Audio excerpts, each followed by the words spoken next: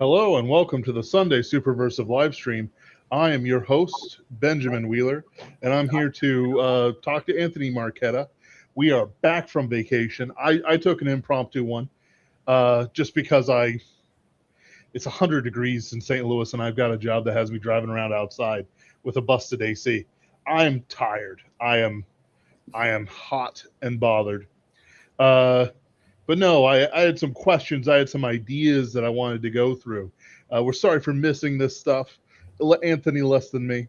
But I am more than happy to get back into the groove. How are you doing today, Anthony? Fantastic. Excellent. I got nothing Uh, else. That's it. That's all of it. yeah, absolutely. He is tanned. He is beach bodied and everything else like that. My idea is going to have to wait for a second while I respond to a support chat. Oh no. All right. So I'm now in charge of the live stream. So here's what we're gonna do, gentlemen. I need everyone to line up, tallest to shortest. Don't lie. We can tell. Uh, Now, what we're gonna do is we're gonna have Stacy come in, and she's gonna choose based on height alone. And then you're gonna need to deal with that, and you're gonna need to deal with the fact that height really does matter. So I'm very sorry about this. You just gotta. It's time you all learn the truth. I am saying some nonsense right now. I don't know what I'm talking about. it's What the? actually it's actually not about height. It's about willingness and ability to perform violence. Oh, that's what they say. That's what Sure, they you say. say that. Listen, it's a Stacy. I can see her eyes from here. This woman is like an autist in England. She's all about trains. I'm gonna be honest, man. You're lucky you got like the 15 seconds out of me with that tangent because I had no clue where that was going. Okay. Anyway, so here's the idea that I've been thinking about. I had a relatively viral tweet recently, a couple weeks ago. It hit well over 40,000 views, which is very viral for me. And it was basically a mockery of people going, "Oh, people never actually believed anything," and it went a little something like this because I can't find it. Uh, they deleted it. They deleted my viral tweet. I know it. Uh, Basically, the priest is reaching into the uh, cow after cutting it open himself. Guys, Agamemnon, I don't actually believe any of this. Oh, here's the liver. Yeah, it doesn't matter. Do whatever. Poseidon's not real. Just go fight Troy. It's like people actually believe people thought like this and think like this. Like it's like when people talk about the Aztecs. Oh, come on. There's no way the Aztecs were like that bloodthirsty. To me, it's like, what do you mean? What do you mean that the Aztecs weren't that bloodthirsty? They Uh, were. They they, really they were. they absolutely were. It's like, why in the world? Like, so these priests slather themselves in shit, skin people, wear the skin as leather cloaks, all the while like ripping out hearts and throwing them down the pyramids and a whole bunch of Well, other stuff like that. it's like the comic of the guy of the priest who's like ripping out someone's heart at the top of like an Aztec pyramid, and then going, I'm just not sure. I'm trying to remember the exact wording. If it was like I'm just not sure if I'm really feeling the religion right now. Right? Something like that. I gotta if I can find it. I'm just not But yeah, feeling keep it. going. But and so like it's the idea of like something like the Romans or the Greeks or the medievalists or Renaissance people and all this jazz, and maybe the Renaissance because they were weird like that. But basically, it's the idea that did people in ancient times actually believe what they say they believed? And my statement, my answer to that thesis is that absolutely every single person, well, I wouldn't say that. Every the majority of people actively believed what they said they believed. Uh, excuse me. The okay. Uh, I'm gonna send a message. I'll be right back.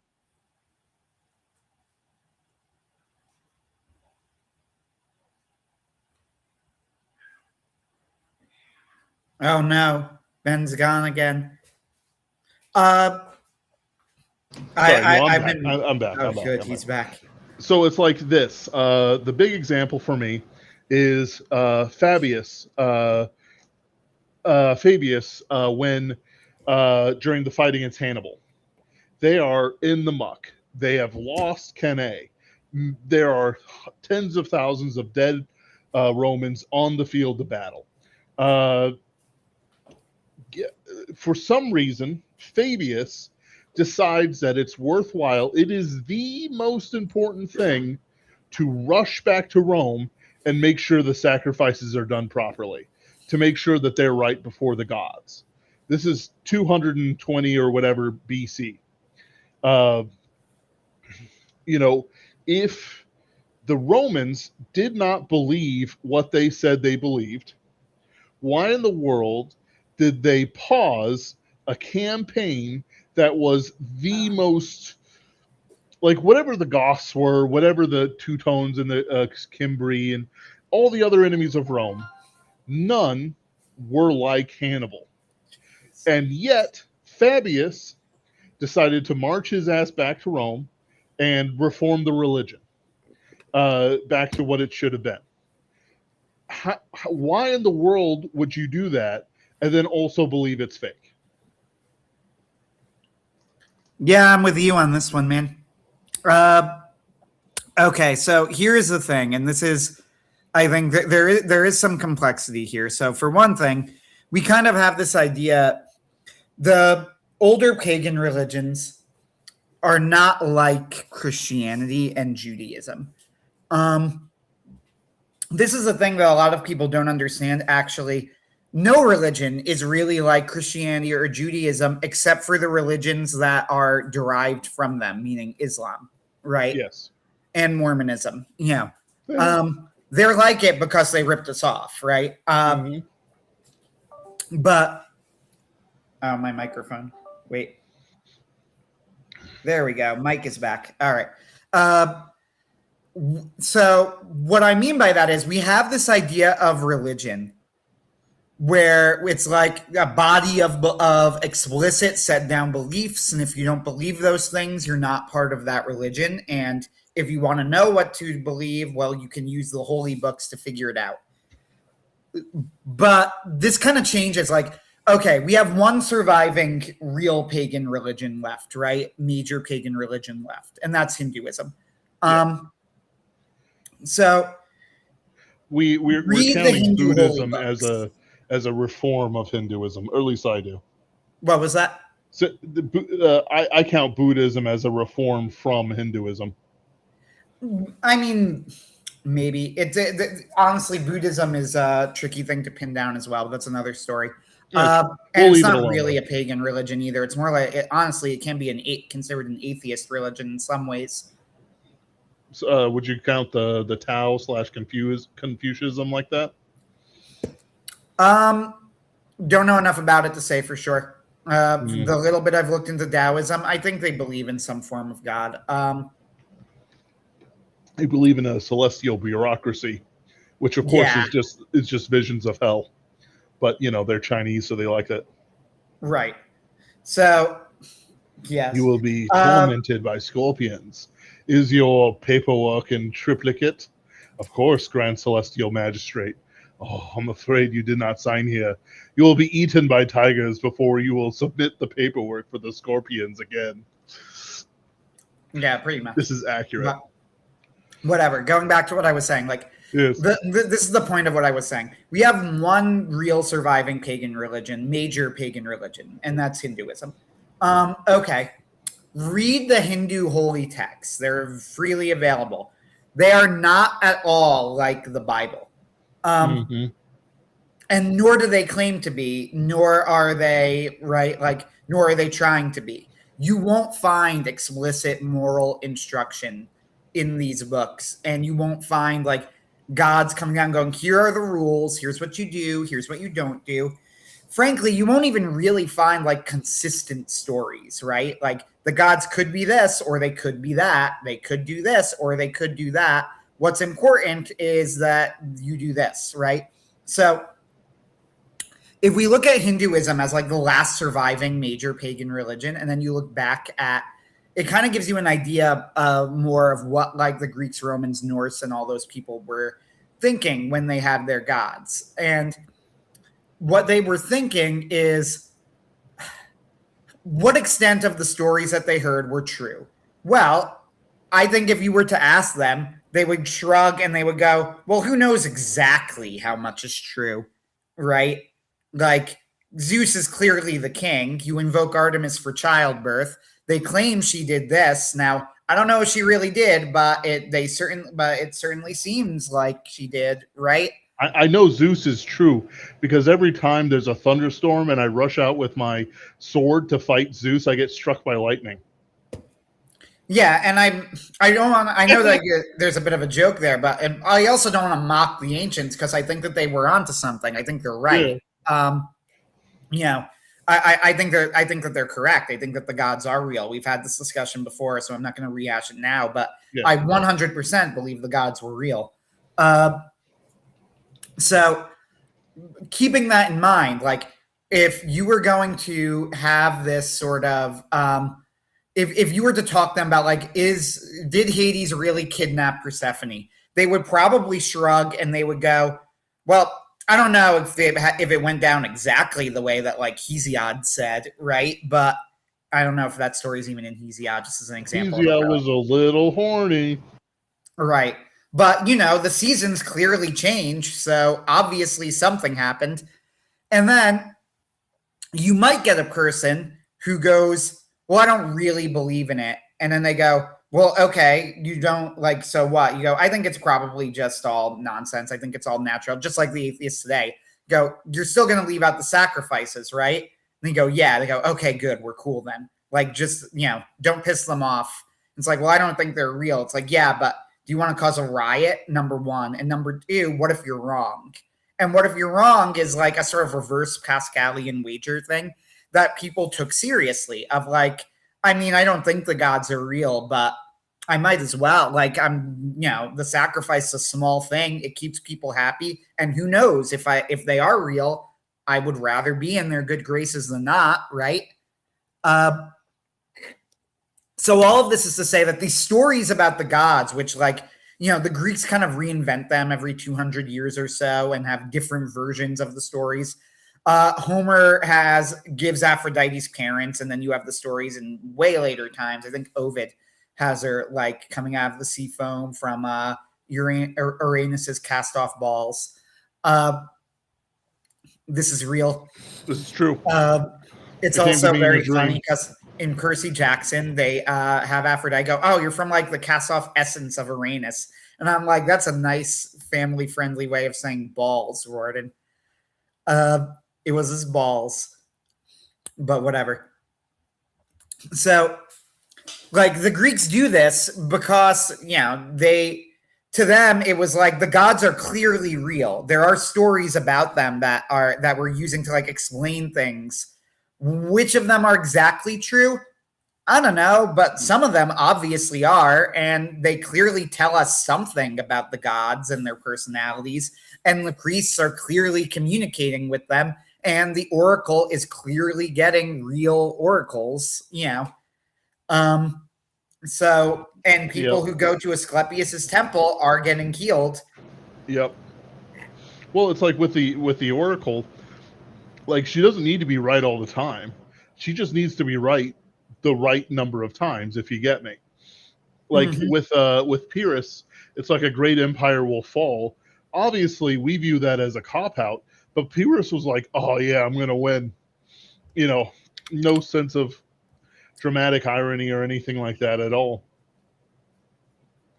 If he had just had a sense of dramatic irony, Pyrrhus might have lived. had a sense of dramatic irony.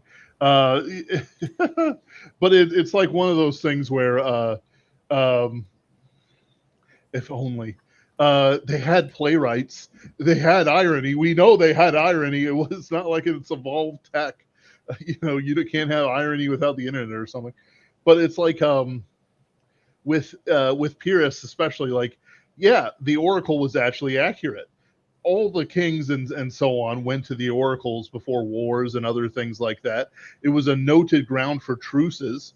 Um, like, so Alexander. This isn't the same thing, but Alexander went to what we now call like Alexandria. Went to Egypt. Went to various famous temples. Went and found the armor of Achilles, which is probably a bit of a LARP, but like, everyone treated it deadly seriously. And it's like, what, it was like, what am I trying to say? It's like, if they didn't have to do it, why did they spend fortunes doing it? Why did they spend fortunes going to the Oracle at Delphi? And then when she's like, don't do this, they took her seriously. Like, this is a drugged up mad woman writhing in a cave. Why would you take that seriously if you don't believe in it? Yeah, C.S. Lewis has this great scene in Till They Have Faces that is on this theme. So the main character has a mentor who's called the Fox, who's a slave, who's her tutor, called the Fox, and he's kind of a humanist. He would probably be an atheist today, right? In the book, he's not quite an atheist, but he's like, oh, you can't take the gods literally. They're like, representations of things, right? Like, he's representing like the Greek rational school. And when he sees like there's a priest of Aphrodite, he's like, no, Aphrodite isn't real in the sense that you're thinking of. It's like a representation, right? But then there's a great moment where the priest of Aphrodite is in front of them, and she like threatens to kill him, or somebody else threatens to kill him.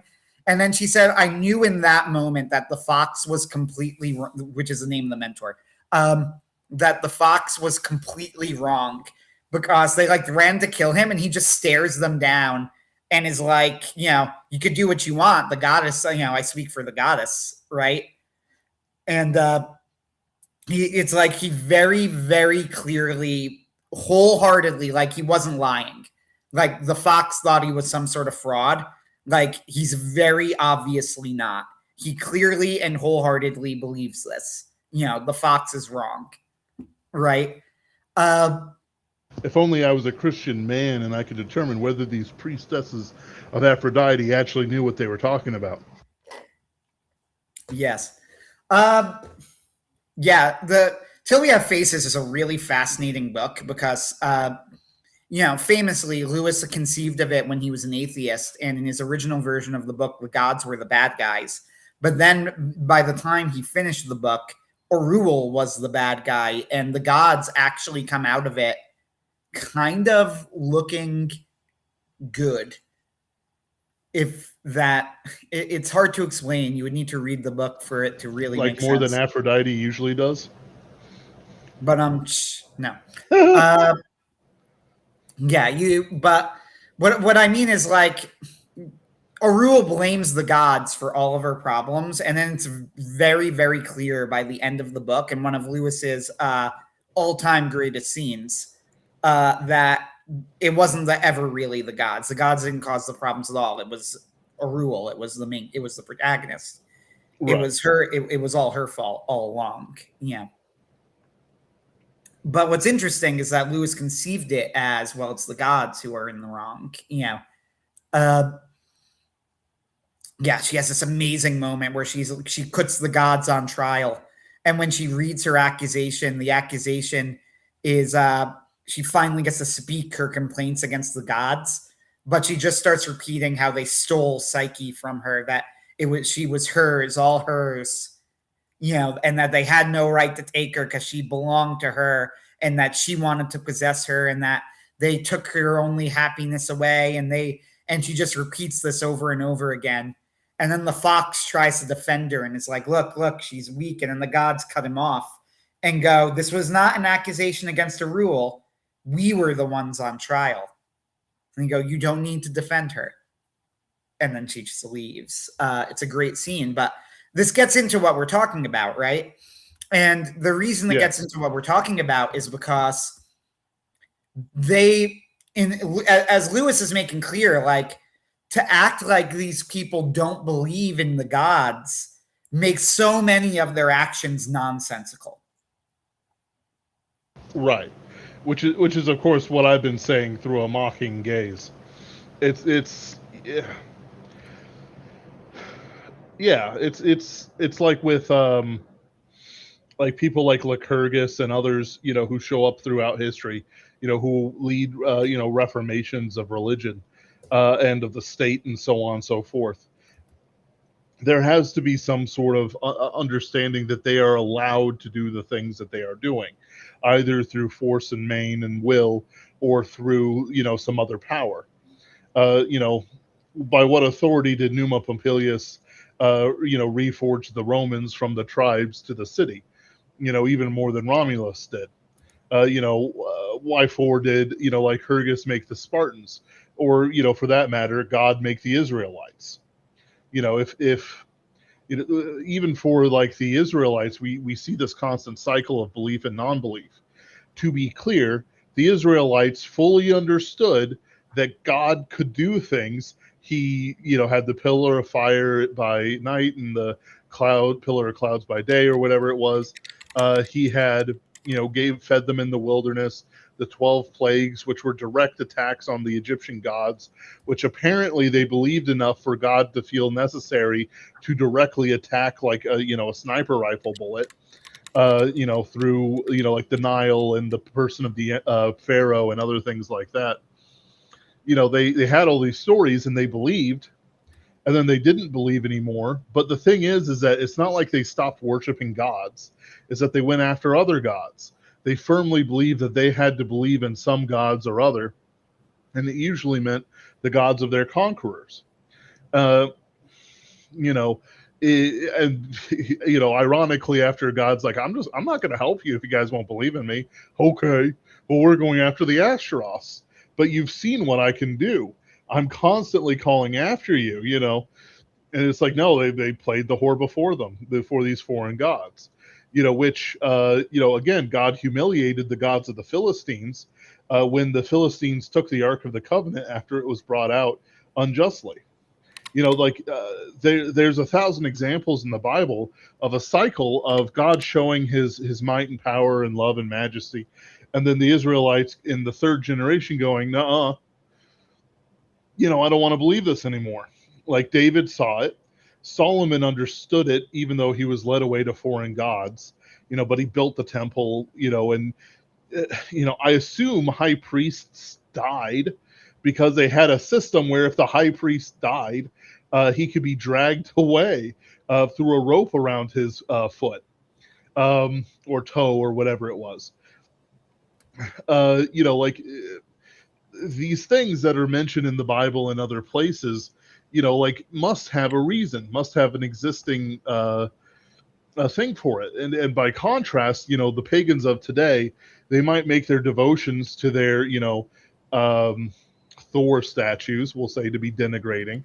They might, I met a guy who was a worshiper of hell, like legitimately, discussing it with him as a man who actually believed in the gods, in hell, and believed he had visions of her. At the same time, I'm pretty sure God was working on the rest of his family. But, if he had, how am I trying to say this? Like when I spoke to him, acted in a way that was genuine. He wasn't laughing at me. He wasn't, he said stories that were fairly believable. He was looking for God. He walked through the forest and he found what he thought was a woman over a deer. And it turned out just to be the carcass of a deer. He was praying in a cemetery, asking for hell to show him, that she had power.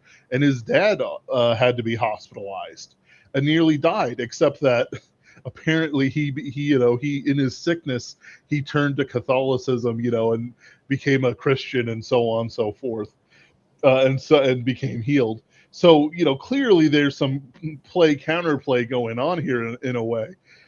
Clearly this guy saw signs that he believed was a direct, Nordic fellow, not some like random black guy who's like, yeah, I worship the Norse gods. Okay, buddy. Um, but no, he actually had like a firm stake. He had firm beliefs, and it was not based on some sort of like scientific rigor. It was based on the fact that he had prayed and things had happened. And it's the Christian has as much, for them as that. Though of course our God is better. Our God loves us. But the thing is that like he had something that was direct, that was obvious, that it was something that he could touch again and again and again as part of his memory. In the same way I do, in the same way I'm sure Anthony does, and John C. Wright famously does. Like we have things that are markers for our God. And that man, unless he has repented since I spoke to him many years ago, he was hellbound. But at the same time, it's like unlike an atheist, he had a genuine belief.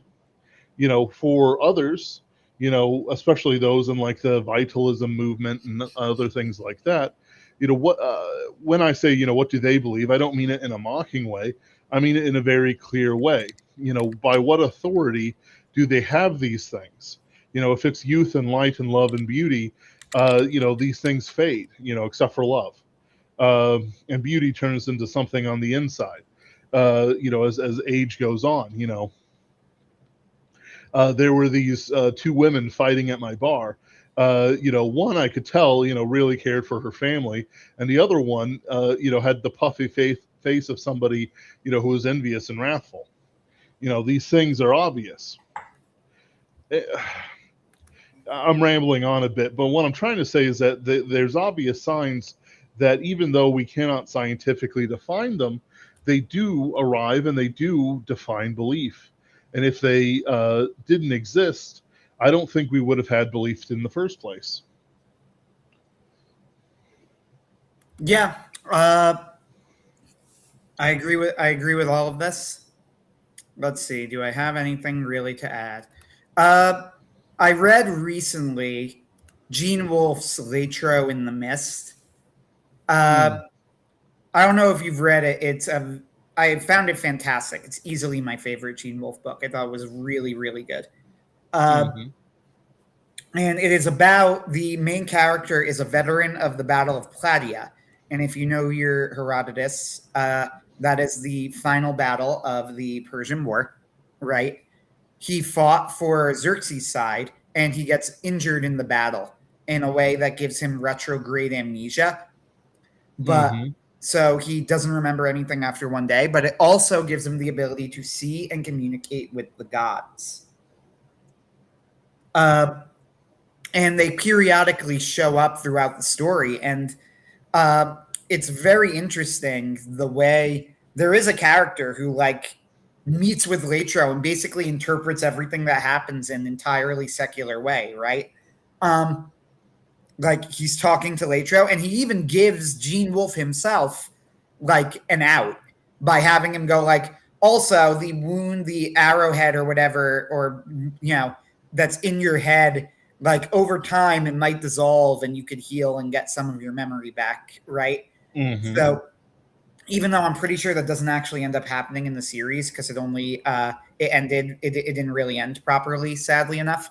But like even then, Gene Wolfe is like intentionally giving himself an out. Like, just so you know, even if Latro gets his memory back, that doesn't mean the gods did it, right? Nevertheless, when you read the book, what's so interesting about it is how I'm trying to think of how to put this. How utterly uncontroversial it is that Latro sees gods for the most part. You have like that one guy who he talks to who is like, Yeah, I think it's I think you've just been wounded. I've seen this before with head wounds. Maybe if you get very lucky, it'll you'll recover in years, right? But probably not. But everybody else is like it's and he even says like Latro says something like, "Yeah, I spoke to a goddess," and the dude sighs and goes, "Okay, so we could add hallucinations to the symptoms." You know, uh, but then everybody else, when he's like, "Oh yeah, I spoke to the goddess," they're like, "Latro spoke to the goddess. Where is she?" And he's like, "Yeah, she was right there." And it's like, "Oh, the goddess was here. You better make sure you write this down, Latro." Uh, it's just a fact of life to them in a way that wouldn't even be for us. Like if I talk to someone and they're like, "Oh yeah, I spoke to Jesus," like no, literally, like he was right there. I would probably be like, "I don't know, dude, you feeling all right?" Like Right. at least at first, right? Like I might need a little bit of coaxing to be like, "Okay, are you sure?" You know. Well, and Uh, it's like there's things to look for and things to there experience. are, yeah. If let's say that you know I'm driving on the street, somebody needs help with a flat tire, and I'm just playing on old stories, and it's like a couple women, and I'm helping them out, blah blah blah, what am I trying to say here? Like, in the end, it's like, oh, what do you mean? So where's your friend? Where's the other woman? Oh, what do you mean, other woman? And it's like, you can have angels unaware. I'm even, sure that, saints have been around, and done things.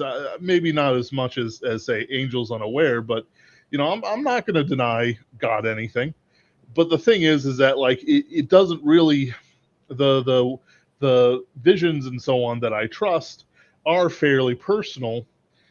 Don't um, don't affect the whole world, except in the case of apostles, which have obvious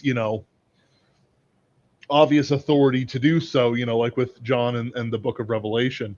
Um, it's like it's as much about the person, not about the whole scheme of things. Like the story has already been written, and Jesus is very clear that nothing's going to change. Like there's going to be nothing beyond him. And even if you're like, well, there was St. Paul and there was, St. John and all that jazz. Well, yeah, but they were also parallel to Jesus, and they don't actually contradict anything Jesus says. Unlike say Islam or Mormonism. Like it's perfectly believable to have these things, but also in the context of it. I wouldn't go around saying, I helped a woman and there was an angel unaware, or, Mary, or, um, Therese, or Jonah, I made an inappropriate content to a nun and one of them beat my ass. It was Joan of Arc unaware. No, nothing like that. It wouldn't be something to like brag about or bring up that much. Like who's going to be blessed by some sort of weird personal vision about changing a tire? I'm not gonna brag about that. It's not gonna get brought up. It's a thing that happened that was more about me blessing the woman than about some sort of angel unaware thing. You know what I mean? Yes, I do. Yeah, it's mostly the point of like the reason I brought all of that up is to say that Gene Wolfe makes the point, and he's making kind of the argument, even though it's a fictional book. But I would agree with him that in that time, the idea that you could be communicating with gods was not something that people would be like, "Oh, you must be insane," right? Right. Not in the way that would happen now. Even now, like it does happen. There are mystics, but like again, they would be like rare, unusual. Um, Many people simply won't believe them, right? Yep. That was not the case back then. And I think there was probably a reason for this in the sense of I think we have evidence with the Oracle of Delphi and various other things that the gods were more active in the world before the resurrection. Uh, And I think that that is probably part of it. Mm. Wolf has the gods reference the unknown god a few times, but it's always very oblique, and it's always with the very interesting idea of like the unknown god. You know, they're like the unknown god's not paying attention right now, which is a kind of interesting thing for them to say. Of course, you know, from Wolf's conception as a devout Catholic, he would say that they were number one liars and number two not omniscient themselves. This is their perspective on it. Mm-hmm. But yeah, it's. I think that that's probably part of it as well. I think that there probably were more supernatural events. Now, neither you nor I are cessationists. I think that miracles can't do still happen. I think that they happen on a fairly regular basis. Oh yeah. But I don't think, and I think supernatural events and visions happen. I also think that there is even now scientific literature, and it sounds weird, but I mean scientific in the very exact sense of being based on empirical data, right? Mm-hmm. Meaning that, like, I think that the rational, logical thing to conclude, let me put it this way, is that an afterlife exists, right? Yes. I think were I not religious, were I not Christian, right? I was just some sort of vague, you know, I don't know. I didn't have a creed, right? I would say if you looked at the data, you would at least need to go like, okay, well, we now have enough NDE data, enough other data of visions and things of people seeing things at people's deaths accumulated over thousands of years, actually, right? That at this point, I think that you could say that it is rational, it is empirical, it is supported by the data, which means supported by the science, right? Mm-hmm. That some form of afterlife must exist, right? Right. There are obviously things going on after the world. Now, most people aren't going to experience these things. Most people aren't going to look at it, right? Right. And, you know, most people aren't going to be permitted to experience it.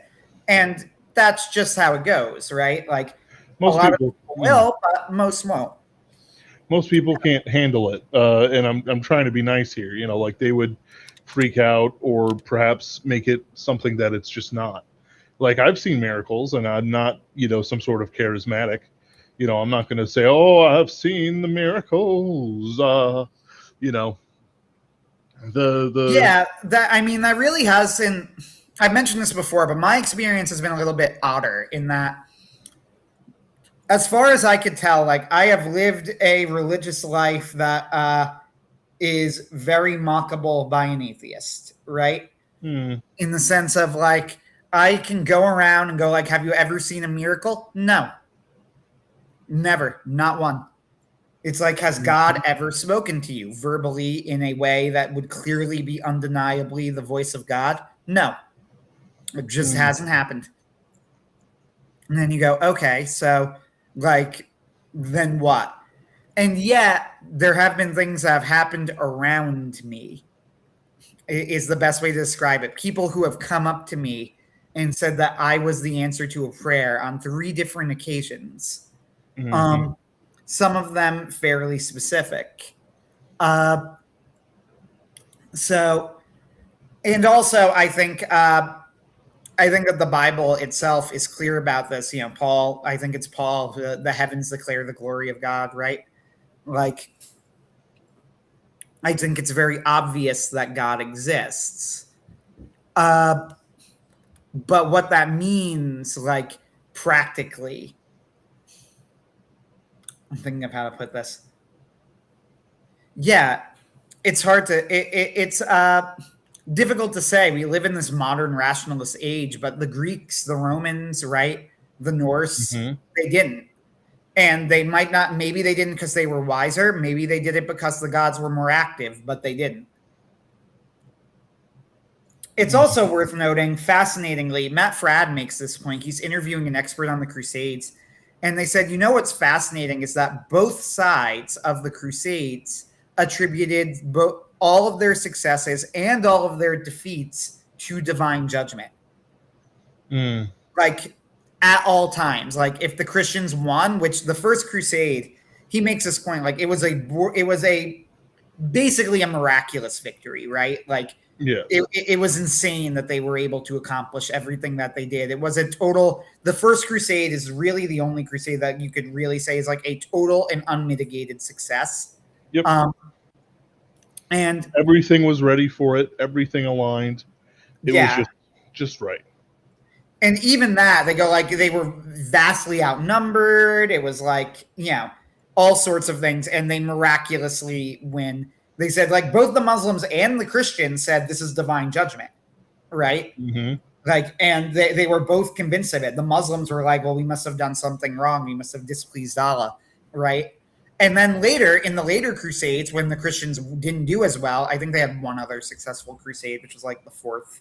But in like the second and third crusade, and then later crusades when they didn't do as well, it was again the same thing. They were like, well, it's divine judgment, right? Mm-hmm. We're doing something wrong. God is punishing us. It was second nature, right, to these people. There was a period, there's a famous story, Saint Vincent Ferrer. He was a Dominican saint who the legends surrounding him is that like the God, like it was literally going to be the end of the world. Like it had gotten that decadent. And Vincent Ferrer basically like single-handedly prevented it by going around and being like I'm going to call him miracle maxing. He was just like performing miracles everywhere he went, constantly performing miracles. They're just like hundreds and hundreds of them, all everywhere he went. He would get these massive crowds of people, right? Tens of thousands of people. He would convert entire cities. And the legend then is that like this prevented the apocalypse for a while. Now, I think that that's a little cat, because I think that in our if that were the case, then surely the world would have ended 20 times over in our modern perverted age. But the miracles, I do believe, like I think he was probably doing them, right? And that's a big difference in the time too. It's not that like the people of the time were being bad because of like nowadays, right? Where you go, oh, well, God doesn't exist anyway. Like they were sinning, but they were sinning in a world where the church was true. They were sinning in a world where it was like, you are sinning. They knew they were sinning. Does that make sense? Yep. Like things are just very, very different now, and not for the better.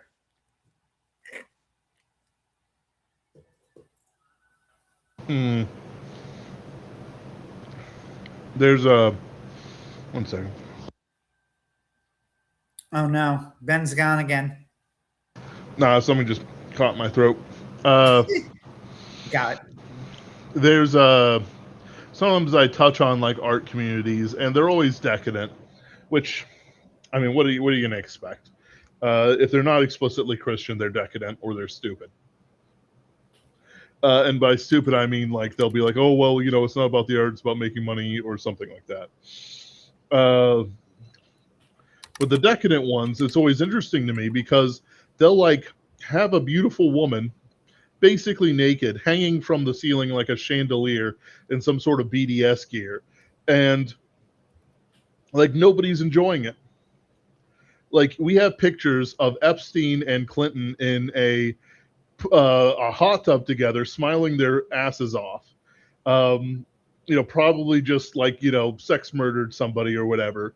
But these New York dilettantes, these who even knows what they are just wannabes, or watching this girl spin like a top, by attached to hooks to the ceiling, and not a single one of them looks like they're enjoying themselves. And to me, it's always the weirdest thing. Like, hold on, you are consciously and deliberately, if I'm believing this play card, to be sinning. You are transgressing against values, and so on and so forth. And you're treating it like it's a funeral.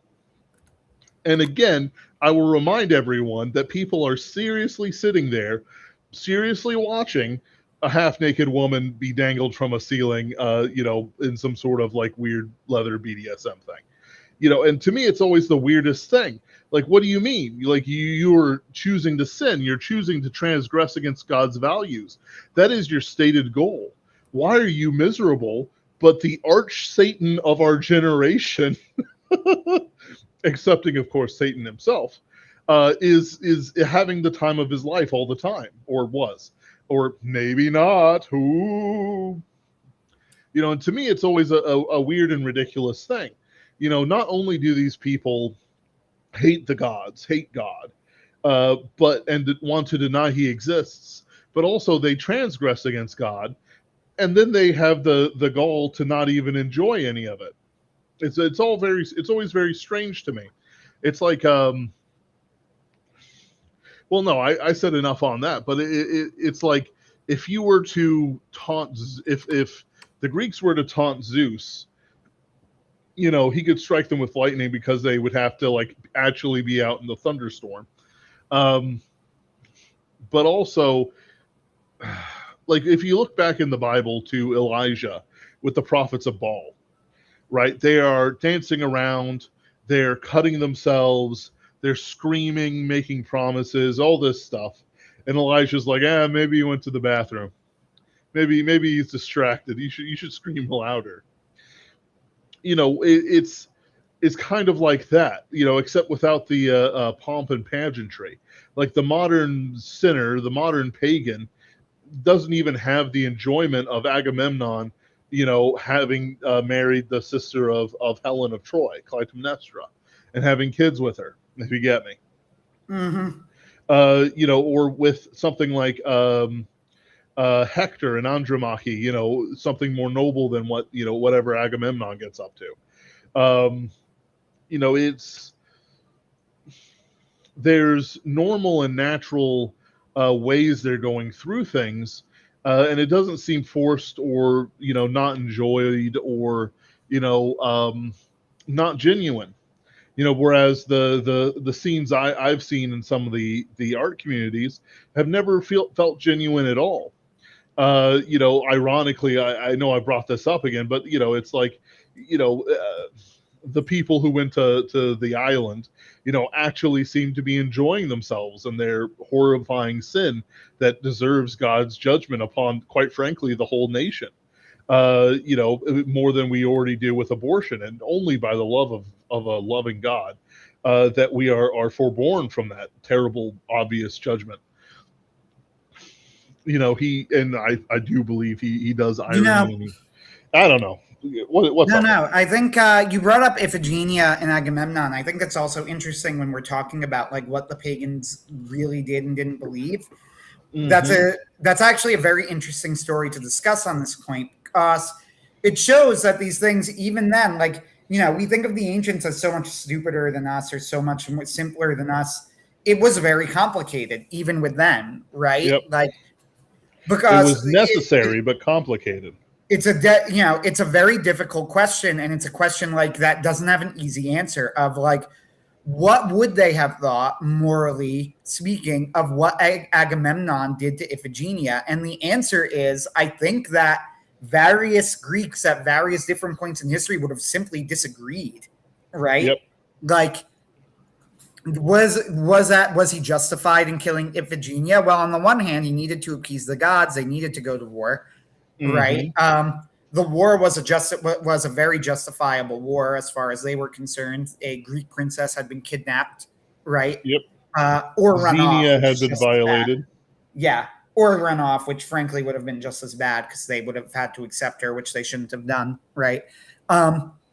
Xenia had been violated. So, they needed the fair winds, and the god asked for them, which means like, well, okay, the god wanted this, so he's okay for doing it. On the other hand, he is murdered for this, right? Yep. But on the other hand, he is also, right?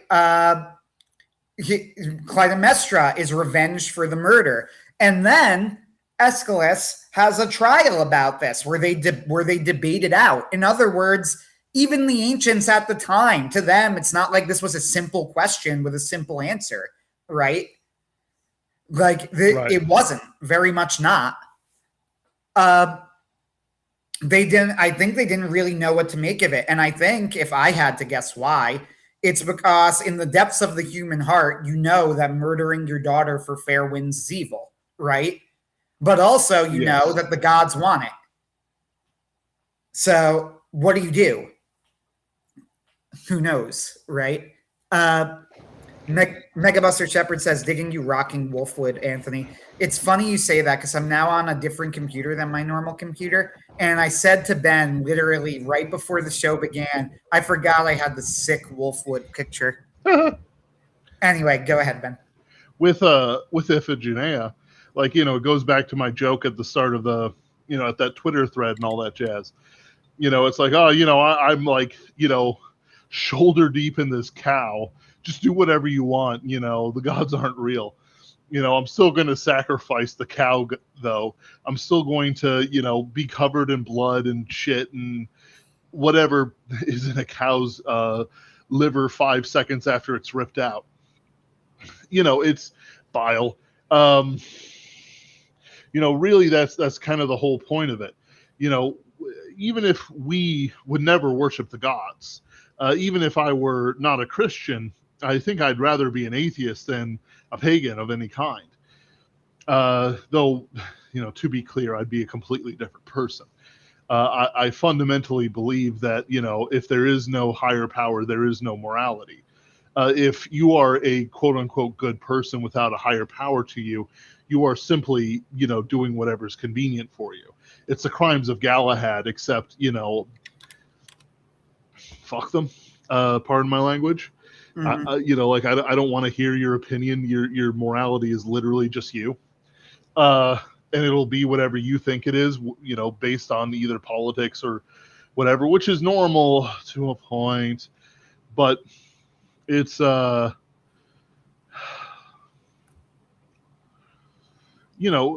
with the insert Europa joke about the bull here. Yeah, basically. Listen, I understand that you had sex with that bull. The bull was Zeus. Oh my. Never mind then. In your defense, my honor, the bull was sent by Poseidon, and it was a sexy bull. Pasiphae. But the thing is that, like, I keep saying the thing is, I'm using too many filler words. The modern man has no real conception of the miraculous or the spiritual beyond like certain drug experiences and similar natures to that, where it's an altered state of consciousness rather than in his normal undrunk, unhigh, his sober life. Even though I do drink alcohol, I would consider myself a very sober man. Fundamentally, I don't drink, to excess. If I do get drunk, it's I'm staying at home, I'm enjoying some gin, and I'm just kind of living my life, Whereas, these pagan, and I do this both because it's dangerous to drive at drunk. I may offend God by murdering somebody unawares in the streets, but also it's part of the civic life we live, part of all these different things that exist apart from us, the whole society. When people don't follow the rules, it gets torn down. If you don't have a reason for those rules, we can just have the rules be whatever they want. And there's no miracles to back you up or to go against you. If, you have the morality of a secular man, which is to say no morality at all, you don't have to fear the gods. You don't have to do anything for or against the gods. The gods don't exist. The gods have never existed. And the people who say the gods exist are kind of stupid and weird. But at the same time, if you experienced a miracle and you didn't have any basis for it, there was no vision of Jesus Christ, how did you know it was a miracle from Jesus? How did you know it was a proper and religious interaction that had meaning to it in ways that go beyond the humdrum of life. When the like what am I trying to say? It's like I want to hit the idea that people genuinely believe what they believed back then from as many angles as possible. We've mentioned real historical events like Fabius and Lycurgus and Numa Popilius and others. We've mentioned, and of course the Israelites and others. Uh, the Indians certainly believe in their God-given caste system, and I mean God little g. Um, let's see. We've talked about it, theologically and philosophically, the ideas that come down from it, and even personally describing personal experiences as well as ideas through art and human psychology. If you, a unsaved, unreligious person, saw a miracle, could you put it in its proper category? Without fuss or anything like that.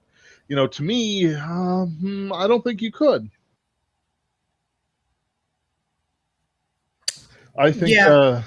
I think Sorry, I got nothing really. I agree with you. Megabuster Shepard said I'd be an alcoholic over a pothead any day. To be honest, cannabis is soul destroying. I'd be an alcoholic over a pothead because potheads stink. Yep. Like that sounds like I'm joking or I'm like being flippant, but no, I'm serious. That's like the main reason as far as I'm concerned. I think it smells disgusting. Yeah. For that matter, I also don't like the smell of cigarette smoke, which is one of the reasons that's not cool. Pipes are cool. Okay, good. I was about to say, I enjoy a good cigar. Yeah, cigars are fine. They're all right. Cigarettes, though, I vote no. Yeah. They look cool in photos. I will say that. Yeah, that's true. But I don't like the smell. The aura is immaculate, but we hate the smell. Yeah. Cannabis has no aura in appearance or smell. It's just gross. It's true. Actually, thinking of that kind of thing, like it's the difference between like, proper good pipe or cigar tobacco and, like weed. And it's like in the same way you get a proper religion versus a cult. Like if you had a miraculous thing happen to you, could you prevent a cult, arising around it within your own heart? Put God in his proper place and not like take credit or blame for something that just isn't your fault. There's this one guy who I was with. I was working in a condo. I was in college, and he was going to go into the hospital for a bunch of surgeries, and he wasn't a healthy guy at all. Like it's I'm a large gentleman, but fundamentally I can move however and whenever I want. Just don't ask me to jump. Like that's the thing. I can move things out of my way. I can labor for as long as I want to, as long as it's not like 100 degrees like it is now. I've got no AC in my car. I suffer. But he went into the hospital, and basically, I'm pretty sure he never left hospice. He was an older man. He was very unhealthy. He stayed in his chair all the time. But one of the last things he said before he went in, before he, last thing he said to me at least, was that we were having an argument because the boss who actually paid me just wasn't talking to me. He was probably happy with whatever I was doing. Later on we discovered he had brain damage because he fell over in his pool, but whatever. Could have paid me to clean that too, but he wouldn't. He wanted to do it himself. But this guy at the condo argued with me because I was like, hey, has the guy said anything? Has the guy said anything? Once a day or so, I just check in with him. And, it turned into this. You're nosy, you're this, you're that. I'm going to be in the hospital. I can get away from you, etc. And I said, well, I'll pray for you while in your hospital. Now, some context. We're both Christians, or at least we say we're both Christians. He looks at me and he goes, I don't want the prayers of a boy. And I said, the Lord rebuke you. And he never left that hospital or hospice. Now, I could say my words, my direct, voice, my is myself, called the wrath of God down on him. But that's not true at all. There were several mitigating factors. His health. If he's talking like that to his brother Christian, he's already got many things wrong with his view of God, you know, and he has just a bad attitude, which is proven, to be a part of the healing process. You know, I could say these things, and go, oh, I can just rebuke people in the name of the Lord and they'll be hurt, or something like that, and that would be completely false. It would be a cult in my own heart, setting myself before God as an object to be worshipped, rather than somebody who, experienced, what might have been something God planned, but God really nailed it in. And of course, I prayed for him anyway. But You better. I know, right? He's almost certainly dead. Uh, he's been dead for like 2 decades, probably a decade and a half. Um, I'd be shocked if he wasn't, rather. But the point of that story is that what if you take somebody who doesn't, reason through the things around him, right? There have been a ton of people, we mostly know of the ones in Europe because that's where history was written, but we have things in other places where maybe or maybe not miraculous things have happened and bad things have come of it. Um, you know, a big one is, of course, I think it's the Boxer Rebellion, uh, where you had the guy who claimed to be a brother of Jesus Christ, and he led, tens of millions of Chinese into rebellion and war. I think it was the Boxer Rebellion. It was one of those at that time. Then you also had people like some of the Reformation leaders who were basically cult leader wannabes. They led a city into problems. Made all kinds of different rulings, and then they were killed by Habsburg forces, and genuinely so. There's also more subtle things in Mexico and South America. There have been a lot of cargo cults. Basically, they have shrines to whatever Catholic religious figures they have. Um, as a representation of their faith, but also cartel members will include it in the tattoos that they put on themselves to mark their kills and to mark their um status within gangs and stuff like that. In the end, that's idolatry too. That's cult idolatry. Voodoo has it as well, but they're like more on the idolatry side than the cult side. um Haiti says it's like 80% Catholic or 90% Catholic or something. That's ridiculous nonsense. They're clearly just saying that. Like it's um destroy your voodoo temples. Oh, absolutely not. Drive out your witch doctors. No, he has real power. Um it's yeah, because you don't, because you're sinning, you're superstitious in a way that puts, that you base, like, the reason why superstition is evil is because it puts the superstition before God. Like the witchcraft thing. God has an appropriate set of things that he does, and he miracles and all this other stuff. But you can't call it down, and you can't be a witch about it, because that puts it before God. Maybe it's stealing as well, but it's certainly, you shall have no other gods before me. The part of the reason why charismatics are taking off in South America is because of stuff like that. It's like you had to choose, something that looks alive. You have to choose something that isn't a cult, but like at the same time, it's like, no, this is just a name it and claim it with a Spanish uh, face on it. And there's other places as well.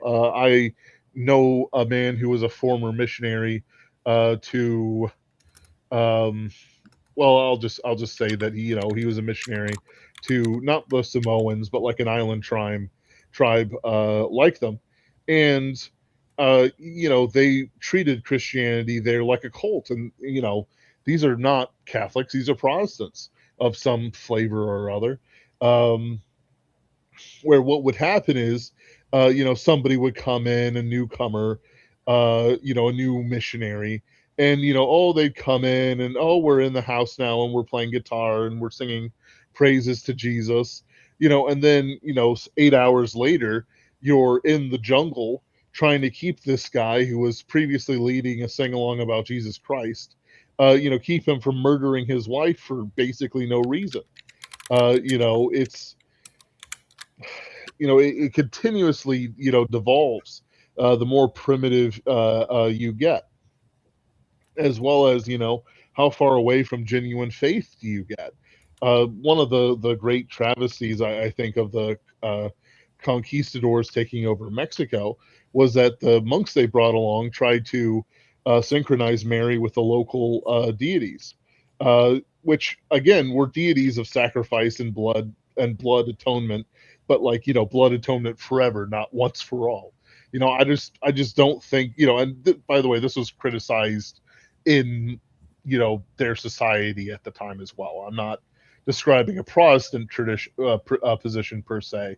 I'm describing what they were doing, you know, whatever.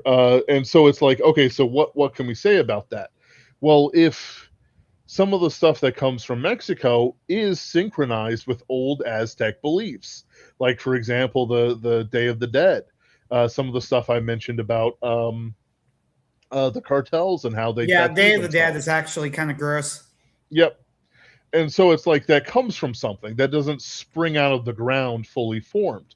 These people may not have a very detailed theology because it's a peasant belief. But at the same time, if you took it away from them, they'd probably murder the priest who tried. And I don't think I'm being hyperbole about that. Hyperbolus. Hyperbolus. That sounds right. No, yeah, that does sound correct. The Protestant in me does blame the Lady of Guadalupe, though. Straight up. I'm doing it. I'm going to the mat. I'm dying on this hill. I'm running I up this figured hill. you would. Yeah. No, I blame the synchronicity more, above everything else. No, the syncretism in the South, there in the South America is not Southern America, South America. Southern America is the old South. Uh, Yep. it's weird. Yep. Is the best way to describe it. It's gross. It gets us weird things like Pachamama. To be frank, I still really have no idea. Like, I know so many people who like they are absolutely insistent that the whole Pachamama thing was like a complete media creation, and I'm like, I don't know, man. But like, my first question is like, if that's really true, then like, how did this very specific thing even like? There's something odd going on here. Yeah. Like, something about the story doesn't make sense. Yeah. And Like I it. don't know what it is. I don't think we know the truth. I will say that. I Mm, don't think we know the truth, but I don't think that it's like, oh, this harmless media creation either. yeah. Well, I'm of the opinion that considering the proclivities of Francis, the former Pope Francis, and ignoring Benedict, but like the liberal, touchy feely kind of thing. As much as a pope can be liberal and touchy feely to what a pope could be. All right. Uh, I'm of the opinion that it's a creation of how do I want to put it? They're trying to push a line as far as they can without actually coming across the line. It's the Father James Martin shuffle, as you've described. Mm-hmm. Did they say it? Did they do this? And it's like they can't, like, if my, like, so the contrast with like Protestants is that if my pastor suddenly, this is a true story, if the pastor suddenly starts, um, you know, doing all kinds of crazy stuff, not doing his stuff, being kind of a media guy, looking for a payday. He has his music director dress up like an elf, and he does a Santa Claus thing during church, which of course so offended my mother that they had to switch churches, and rightfully so. Um, like we could just leave the church, and there's no like spiritual problem, provided God wants us to move. And we had all been kind of feeling it in our guts, that we had to do this, and we came to the church where we are now, and we're pretty happy there. Uh, there's no moral, like nobody's coming after us and blaming us for things. These churches rise and fall and die and disappear, and that's all right. They show up for what God needs them to do. But then it's like with the Catholic Church, you're kind of stuck. You have to kind of be in the Catholic Church. If you have, say a priest who denies the feeding of the 4,000 as a miracle. Uh, did you go to mass this? Did you go to mass? Yes, and as always, that happened to be the reading. Yep. It's the time of year we go. Yep. He was good. He was good. Oh, he was good this time. He was fine. Yeah, it was fine. It was good. Yeah, yeah. He. But the thing is that it's what can you do with that? Maybe you can drive to a different parish, a different priest, but it doesn't change the fundamental rot that if my pastor said that, it would be like you'd walk through the hall and then you'd see me with a baseball bat, and then the deacons are lined up with their own baseball bats, and the elders are currently holding him against the wall and questioning him, with repeated liver punches. It's one of those things where like we're just not going to tolerate that. This is completely nonsensical BS. And I don't mean this as an attack on Catholics, but in the sense of like, what does that man truly believe? My pastor, says that he believes the Bible. This priest would say, I believe he would say, I hope he would say that he believes the Bible. But yet, when it comes to an interpretation, that something that, is incontrovertibly, within the Bible itself, a miracle. It, it sort of brings up all these questions, right?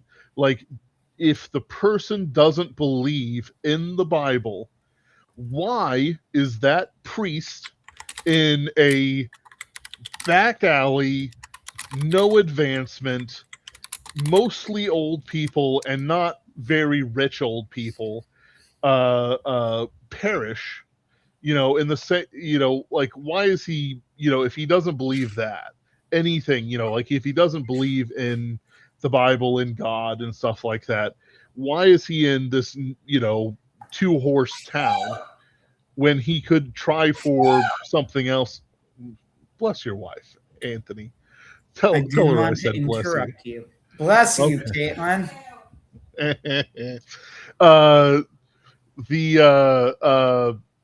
Why is he doing that? Why is he sticking with that? Well, there must be some form of belief. He's been there 4 years or whatever it is now.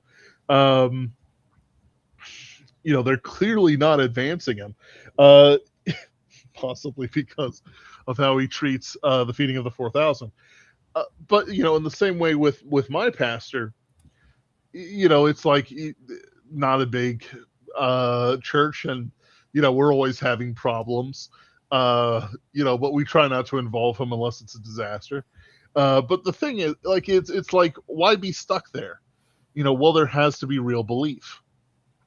The priests who were communists in the 70s and 50s and whatnot, they were, they may not have believed, but they certainly believed and worshipped power.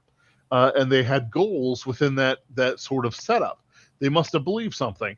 The people, the cults who started in the 1950s through 70s, they must have also believed something, because there's like a charlatanness about some of these things that is very obvious from the outset. Like L. Ron Hubbard stole from Satanists. The Ekankar and other places like that were, quite frankly, just sex pests. The Nexium guy was a tech bro sex pest. All these things, may not have belief in the sense of the gods, but they certainly had a belief in them gaining some benefit and gaining wealth and prestige. They were just the creatures of this world.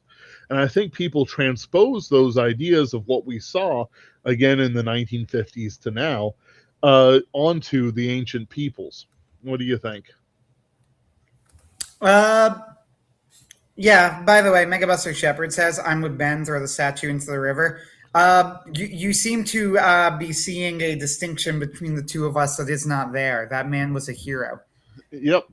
Uh, He's a hero of the faith. yes. That I would be so bold. We do not have a disagreement on this point. I'm simply saying that I don't know what was really going on. But let me put it to you this way: I don't know what was going on. I'm pretty sure it wasn't good.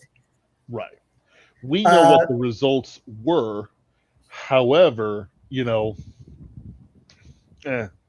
you had to if you really wanted me to guess, it was some boomers who were doing something as a sop to like Amazonians, claiming that this weird statue might have been some sort of bizarre Mary statue.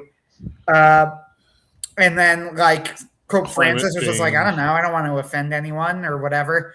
And then like, but again, I'm really like, this is entirely my speculation. Yeah. I just don't know. And that's a reasonable explanation. All right, your eminence, we've got this. We're going to go to the Amazon. You're going to bless the climate at the Amazon. There's going to be a big thing. They're going to present you with statues of Mary. And then it's the Pachamama thing. You know what I mean? Right. And then he just like, well, I know now it's in for a penny, in for a pound, and you got to just own it. Right. That's my best guess. He goes, no, I'm saying I'd help. I mean, once again, like, yeah, I'm whatever. Doesn't matter. Okay, so yeah, it's well known the church has been infested by communists. This is pretty much a fact. Belladad, Army of Darkness, right? We all know it. Yep. And to be clear, also the other high churches of Protestantism also experienced it, though I would say to a lesser extent, but they didn't need it as much. The Lutherans... Decentralization has its perks. It does. I think the Lutherans got most of the gays. The Methodists got like the half-assers. The Anglicans, they got the women. What a nice way of putting it for the Anglicans. Sorry, Anglicans. That was such a kind way of putting it. They got the women. They got the women. It could have been so much worse. It was all they needed. They knew exactly what they could do because Anglicans are too polite to tell a woman no. Yes, this is correct. Okay, so yeah, like it's well known the church was infested by communists. Vox Day will occasionally make comments where he like takes digs at Catholicism. And to be fair, and I want to say this outright so that I'm not misinterpreted, I know he doesn't like specifically go after Catholicism. It's just not his thing. Yeah. And he'll say that himself, like he's not really interested in doing that, which I appreciate. So I'm not accusing him of that.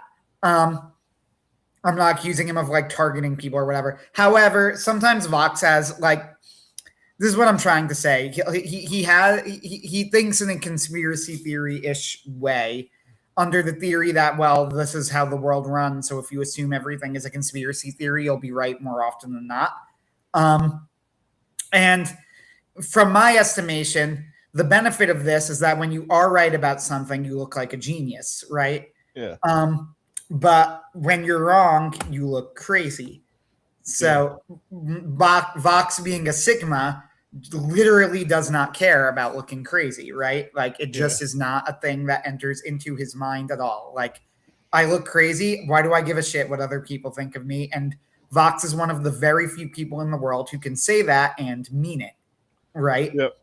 So I appreciate this. With all of that said, like where I disagree with Vox sometimes is that he'll like make comments very casually on what to him seems like a commonsensical, obvious understanding of the way things work. And I'm just like, no, I just think that's nonsense, right? Like, for example, quoting Archbishop Vigano. Now, Archbishop Vigano started out by very correctly and very accurately and very heroically exposing the McCarrick scandal, right? What's weird to me is that he's like, oh, this is clearly the guy who's Cliff Notes. What's the Cliff Notes of the McCarrick scandal? Sexual abuse scandal. He was one of the people who was being protected by the higher ups, and Vigano was one of the people who exposed it. Gotcha. All right, keep going. All right, so, but then Vox will make comments like, well, he's clearly like representing what's really the Catholic Church, and it's like the fake church, and I'm like, Vox, buddy, you don't believe in either church. I don't know, like, you're not part of Vigano's church either. I don't know what you're doing. I don't know what this means. Like, I don't know, like, what, and I don't know why your opinion matters, frankly. Yeah. Yeah, and then he'll just like make comments like, oh, the obviously fake church, and it's like, okay, but again, you didn't think there was ever a point where like, because you're not a schismatic either. It's not like you're part of the SSPX or whatever, which is like the modern, uber traditionalist splinter group that just got excommunicated, right? Like, the highest of high Protestant churches. What was that? The highest of high church Protestants. Yeah, that's kind of my opinion of the SSPX, because Austin Suggs of Gospel Simplicity did an excellent video on it where he basically makes the point that, and I agree with him, like, look, man, he's sympathetic because he is Protestant, right? Yeah. And he's like, I'm just saying this is like really, really similar to the arguments that Luther made, right? Like, all the way down to, oh, we didn't quit, we were excommunicated. That's like Razim Zoomer's entire argument, right? Like, listen, we've got 96 theses. Yeah, not 95. Here's the thing: like, Luther had genuinely legitimate issues with the way that Catholic doctrine, at the very least, was being expressed in the era, particularly around indulgences. Okay, sure, right? The SSPX has different. Clearly, their issues not indulgences; they just have different issues, which is specifically with religious liberty and things like that, right? Right.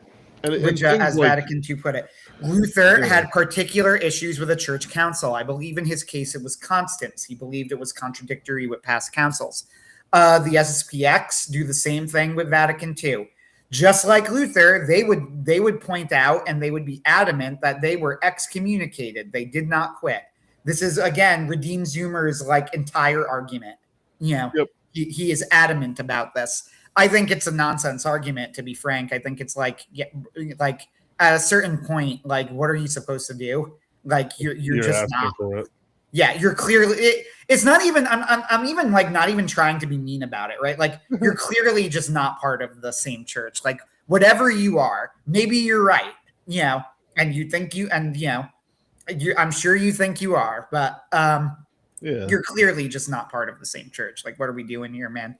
Well, the thing is that, like, with Luther, all the other stuff he talked about and extrapolated in his later works, post excommunication, it's not like those things were alien to the Catholic Church. It's not like no one had ever thought those thoughts before. Of course not. Like, yeah, you're absolutely right. Like, again, this is not a Protestant versus Catholic stream. So I'm intentionally not going like, oh, and here's why I think Luther's wrong or whatever. That's not my point. Right. I'll let Luther argue for me. What was that? I'll let Luther argue for me. He wrote enough books. Yeah, he did. This is true. Like, that isn't my point. And I'm not interested in the question right now. I'm just saying that, like, the logic the SPX is doing all the way down to, no, we didn't quit. You kicked us out, and we're the ones holding on to the true church. That's just like Luther all the way down, man. It's just a different council and different points of doctrine, but it's the same. And, like, generally, if you are a Catholic, what you will point to as a generalization, if you didn't just go seed, which some people did, say the vacantists is what I mean, right? If you didn't just go seed, generally what you will point to is yeah, there was a time when some doctrines were at least being expressed unclearly or possibly incorrectly, or maybe they hadn't been decided and then they got decided in an orthodox way. But the Council of Trent went a long way, right? Putting clarifying things and putting forth clear doctrine. And you go like, okay, right. Like, if you're the SSPX, it's like, you think that's not going to happen with Vatican II? But at that point, do you think you're going to still be interested in re-entering communion with the church? Like, these things don't last forever. Nothing ever does. And that doesn't mean it's always going to go in a way that like all Protestants will agree with or you will agree with. But like, let's say it's 100 years from now, Vatican III has happened, right? I know. Or we'll call it Mexico City 1, since the apocalypse happened and they had to relocate, right? Preparing for Mexico City 2 already. Yes. In Canticle for Leibowitz and the New Rome 1. Anyway, right, you're at Mexico City 1. They clarify all of the things that everybody's concerned about. You think in 100 years the SSPX has been excommunicated this entire time? Now that this new council happens, they'll be like, great, we're ready to re-enter. Like, no, fucking of course not, right? Like, that's not going to be how it works. I mean, that's really what happened with Trent, right? Even Trent, which happened in the lifetime of some Lutherans, right? Like of some of the original Lutherans, at least, it happened too late. They took too long. Yep. They might have been able to get ahead of it if they did things a little bit quicker, which, to be fair to them at the time, like, it's the late Middle Ages, like early Renaissance, whatever, right? It's not exactly easy. But like, I can imagine in theory, if they had like immediately convened a council while Luther was, gaining followers instead of waiting until he died, right? Like, things might have been different, but that's not what happened, and that's not going to be what happens with the SSPX either. So, all of this is to say that, like, I am sympathetic to many of the things that they say as well, but my logic with them is the same as my logic has been with the Protestants and as it ever was. Like, and it's simply like, in for a penny, in for a pound. Right. So do you think the SSPX are totally genuine in their belief? Do I think they're genuine? Yes. I think that they are definitely genuine. I will give them that. Of course, it's difficult to say, right? Like, what do you mean by them? All of them?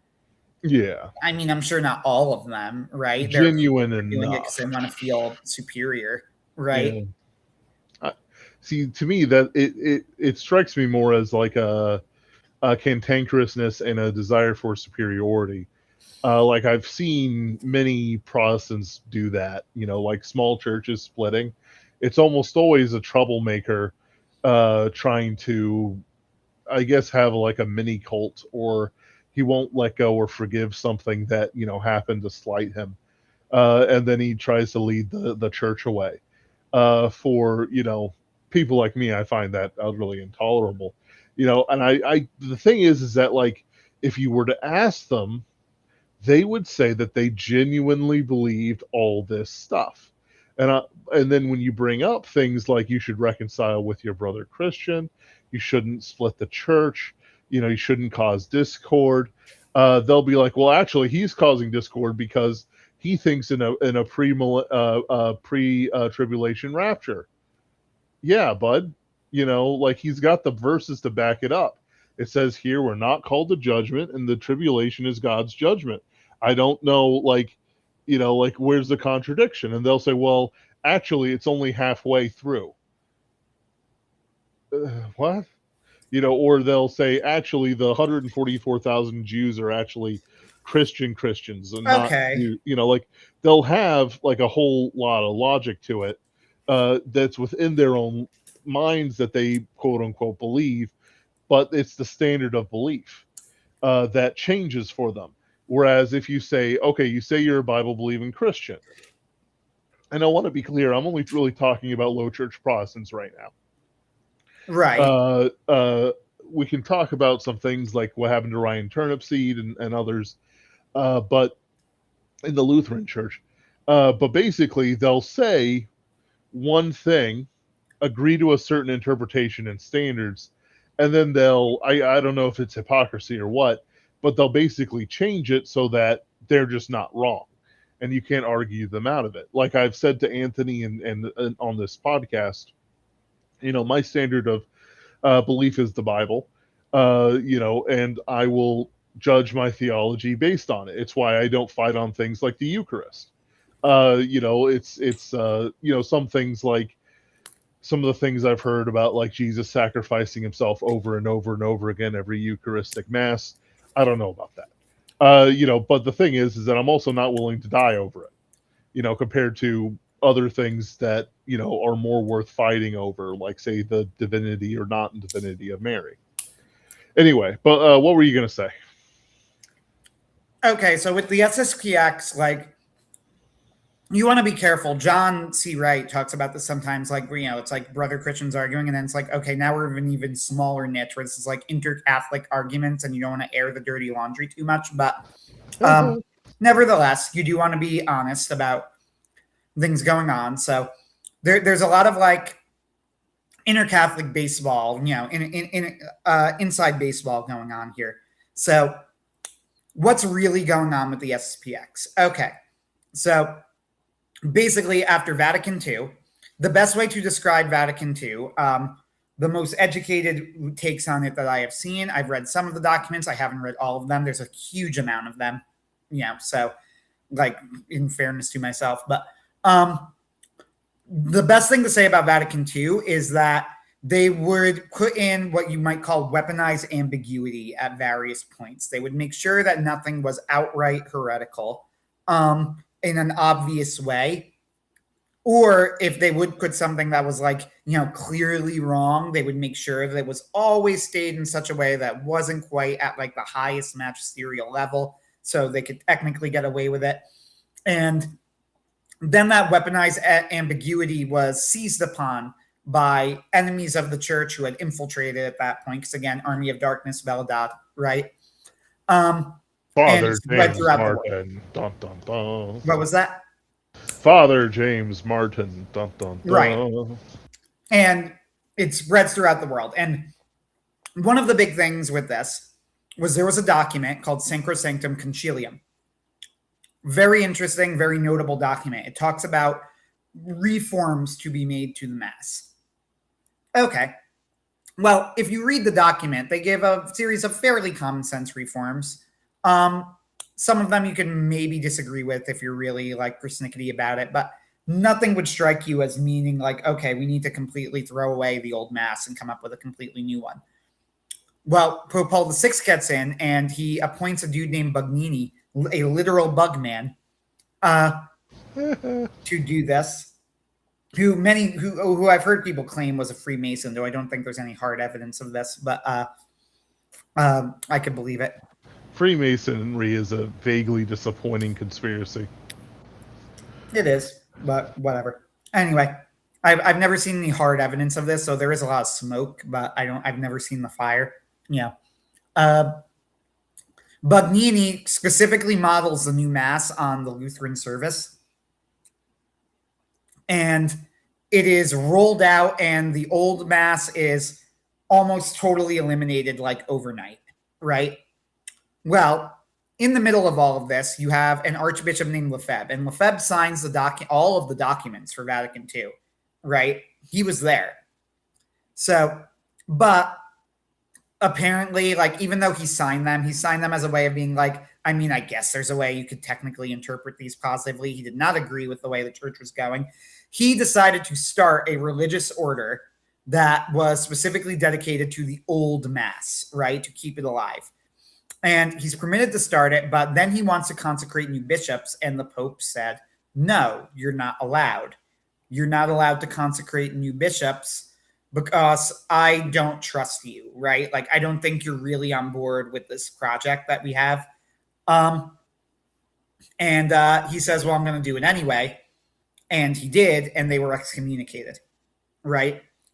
Now, The excommunication was very specifically for the act of consecrating bishops against the express permission of the Pope. This is a very important and specific detail. The Pope told him, you cannot do this, and he did it. Right? Okay. Now, you're hearing this story, and so far, everything, and you're like a traditionally minded Catholic, like myself, for example, all of Lefebvre's positions, up to the point where he consecrates the bishops, sound like they're pretty reasonable, right? Well, I want to preserve the old Mass. Well, I do have some issues with the way that Vatican II has been presented. Well, I do think that the new Mass, which is called the Novus Ordo, I do think that the Novus Ordo is really objectively worse, right? So what is exactly the problem here? Well, the problem here is very simple. You can't do that, right? Like that's just not Catholic ecclesiology. If the Pope says you can't do something that is directly related to the Pope's jurisdiction, which in this case is like the consecration of bishops, you just can't do it, right? So over the years, various popes have had like made overtures to the SSPX in very interesting and odd ways. I think Pope Benedict gave them back, said they were like in an irregular communion. He claimed that they weren't technically fully excommunicated, right? Pope Francis was the oddest one. You would think he would hate them the most, but in a weird way, Pope Francis actually really liked the SSPX because I think he like, and this is going to sound bizarre, but I think it's true. I think he appreciated the rebel spirit of them because it mirrored his own. Yeah, right. Like genuinely. So he actually like sort of kind of lifted he did everything but lift the excommunications, right? He gave them faculties to hear marriages and gave them faculties to hear confessions and basically said like they are everything but fully united with the church. And like Francis was no fan of the new Mass or of the old Mass, I mean, or anything like that. And he was certainly on board with the Vatican II project. But I think he liked the fact that the SSPX were like fucking everything up for everyone and appreciated that about them. And he figured that having them in the mix made things a little bit more chaotic. Like, I know how that sounds, but this, like, that's really the only way to explain, like, why was Francis by far the most positive towards the SSPX? That's really the only answer that makes any sense. Okay, so then along comes Leo. We're not really sure the specific event that caused the SSPX to act out again now, but it appears to have been, it seems timed curiously around the release of the document where they were like, oh, we don't really like the title Co-Redemptrix. I mean, it's not technically wrong, but it's way too confusing. Don't use it.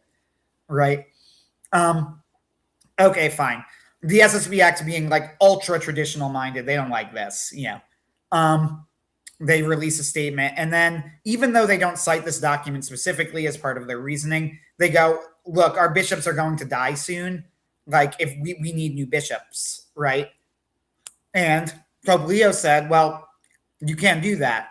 You know, you don't, you know, and then he says, how about this? Like sign this paper saying that you accept Vatican II.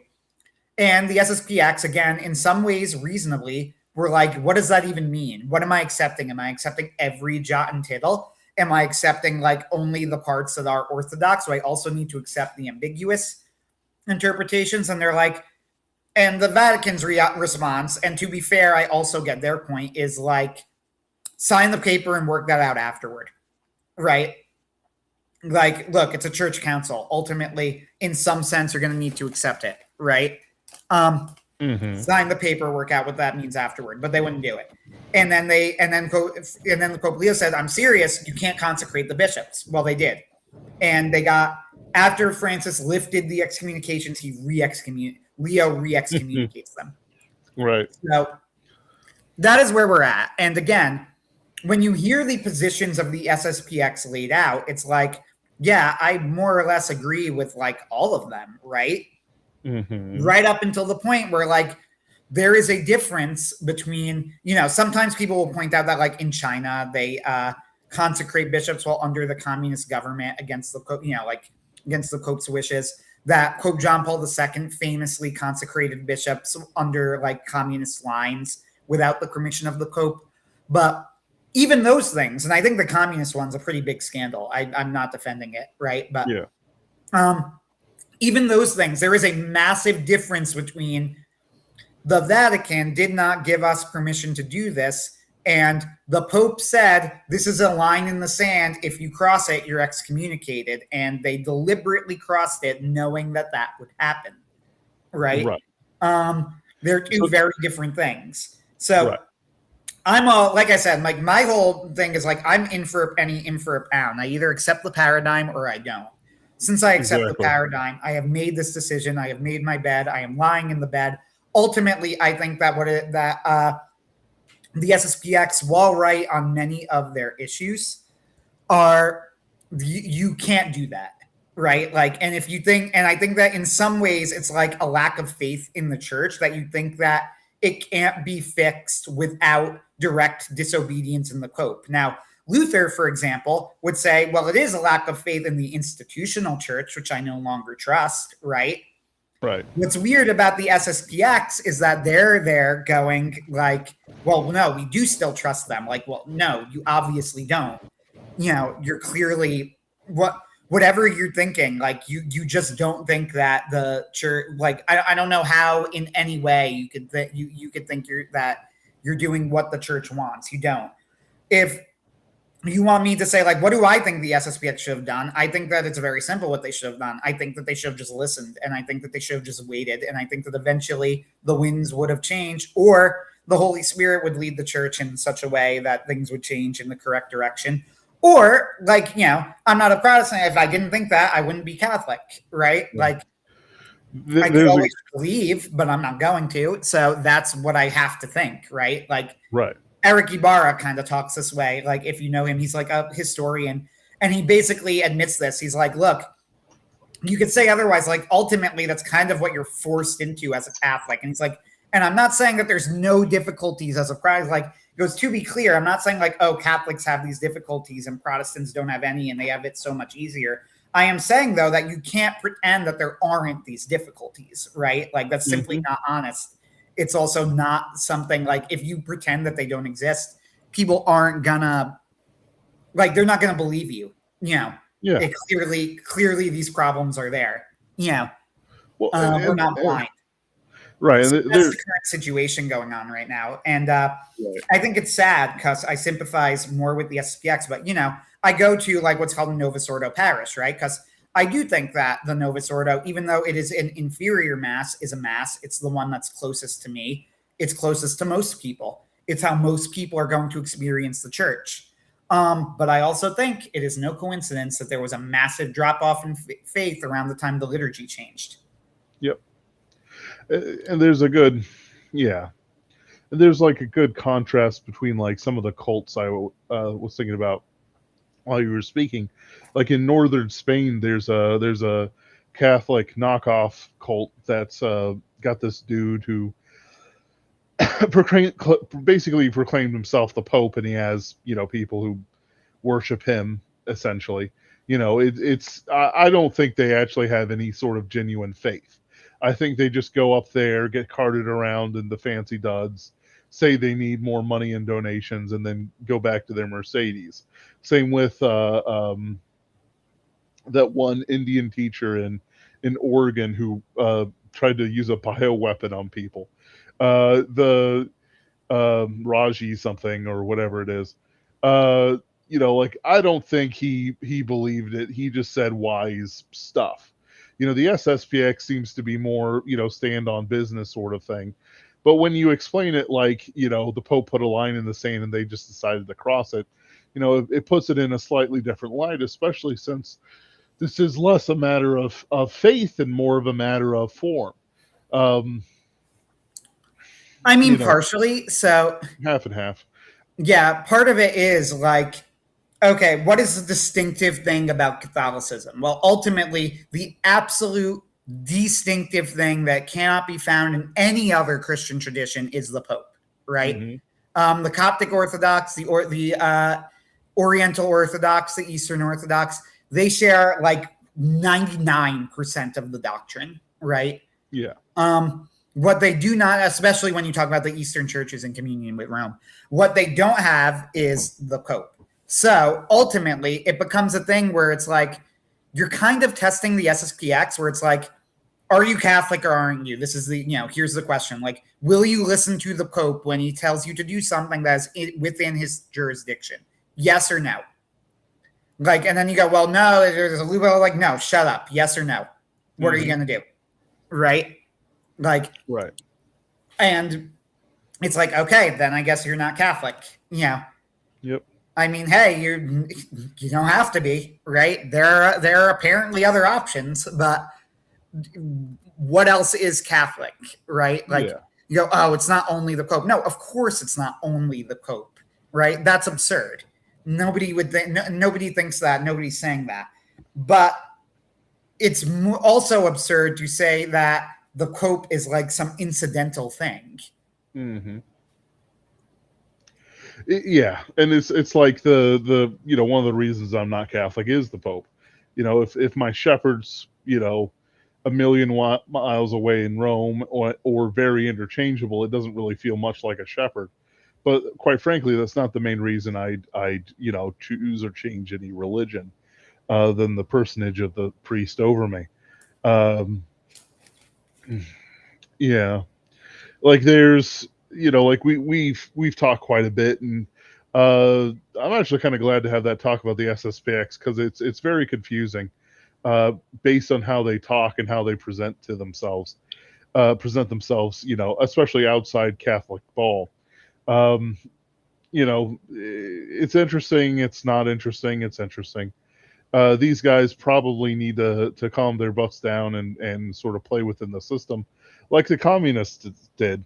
We're not like, exactly genuinely.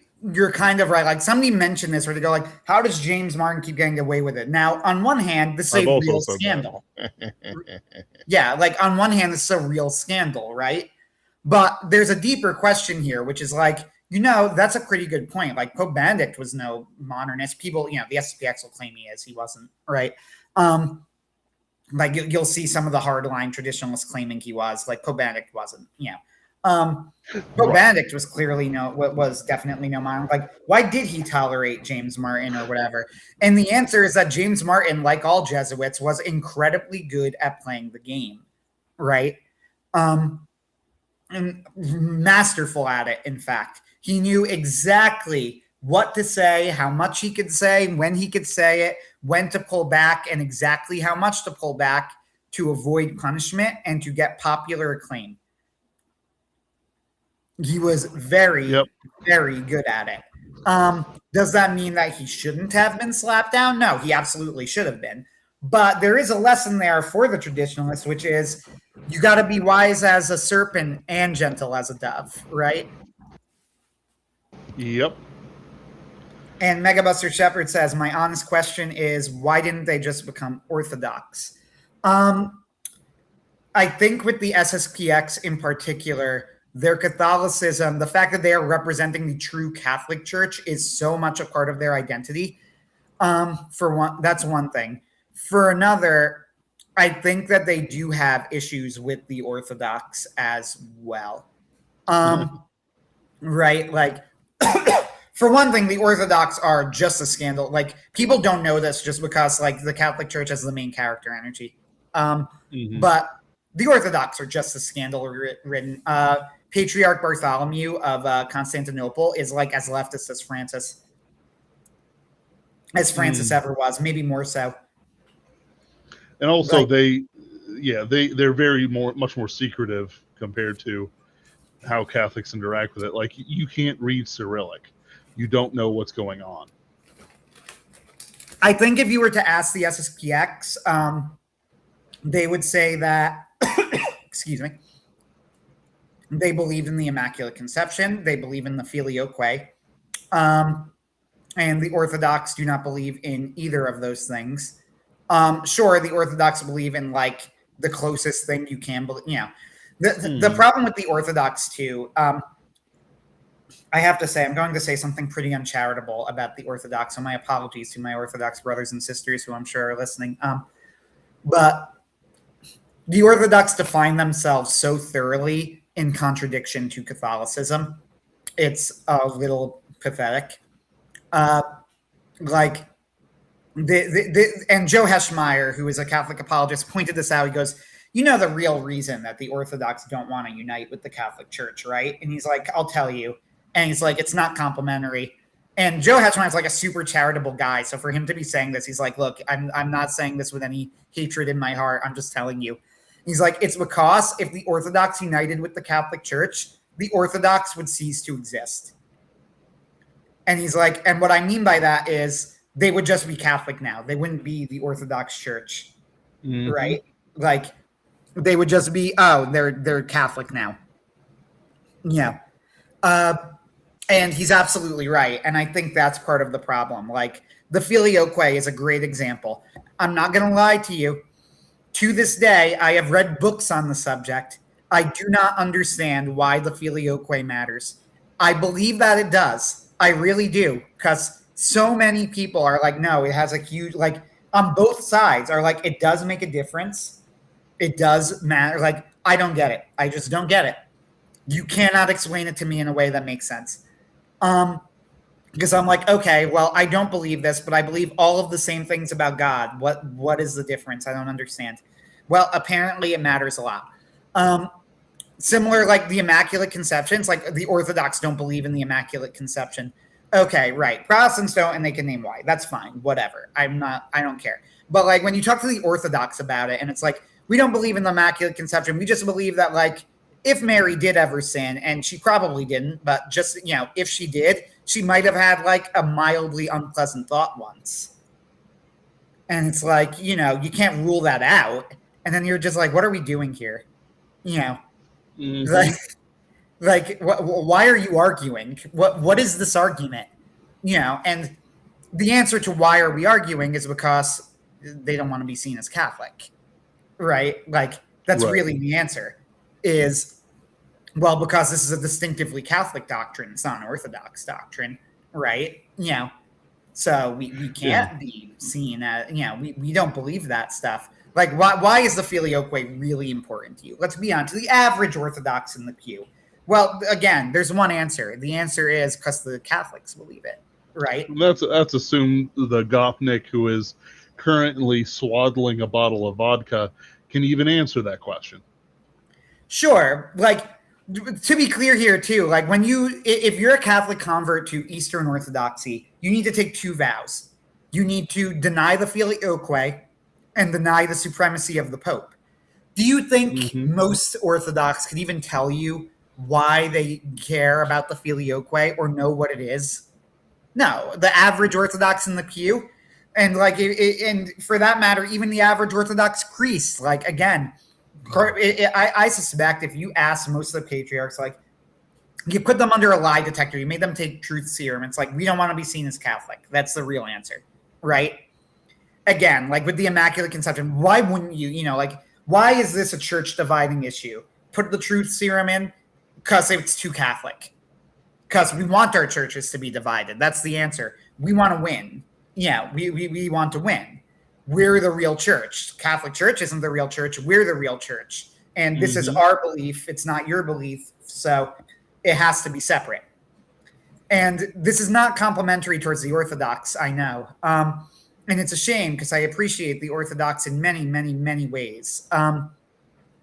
But I see a pettiness and vindictiveness in there that I actually, to the Catholic Church's credit, and I know that I try to be pretty fair-minded about criticism, but I don't see this in the Catholic Church. I don't think we have that level of pettiness and vindictiveness towards the Orthodox. You know, when I have conversations with Orthodox, and even to this day, I'll have Orthodox say to me that the sack of Constantinople is a reason that they're not Catholic.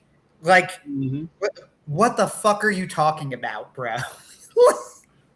the Orthodoxy, like considering the subject of this live stream, like Orthodoxy is interesting because they have this like balance of performative and like, you know, screw you kind of thing that you just don't see in others, especially fakers. But at the same time, it's like there's a certain politicalization to them that just kind of makes them feel like fakers. I don't know. We've a little bit far from topic on this stuff, We just because have, and it's a little bit I will pause here too granular. and say that I think that the average Orthodox in the few, the vast majority of them aren't going to be plugged into this stuff, and they're just going to be going to their church and doing, their worship and believing in their Jesus and whatever, right?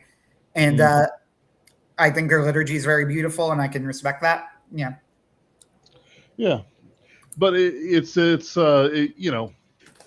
us looking through history. Did Rasputin believe in himself, or believe in God that he had the powers and so on and so forth?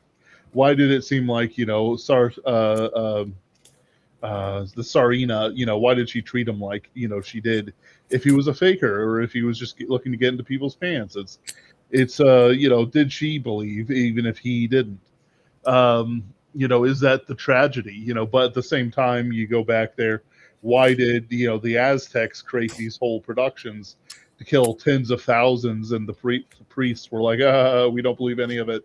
Now watch me do something that only a strong man can do and cover myself in blood and shit and dead skin. And I'm just repeating my thesis here. If I'm stuck up the belly of a cow to read the liver that I'm going to pull out of it in a minute, why does it matter that this is what I'm doing? Why do I have to care about this stuff if I don't actually believe any of it?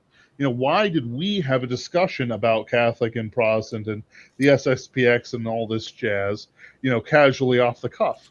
Well, part of the reason I let it go on is because we actually do genuinely believe this stuff. We actually do genuinely care about the answers to these things in ways that the modern man cannot comprehend. This is a real and living faith to us.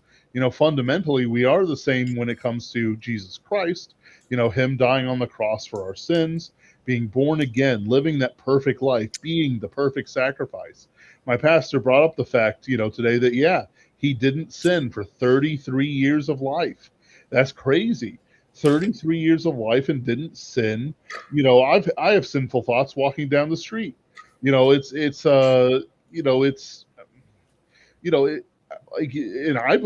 know I believe.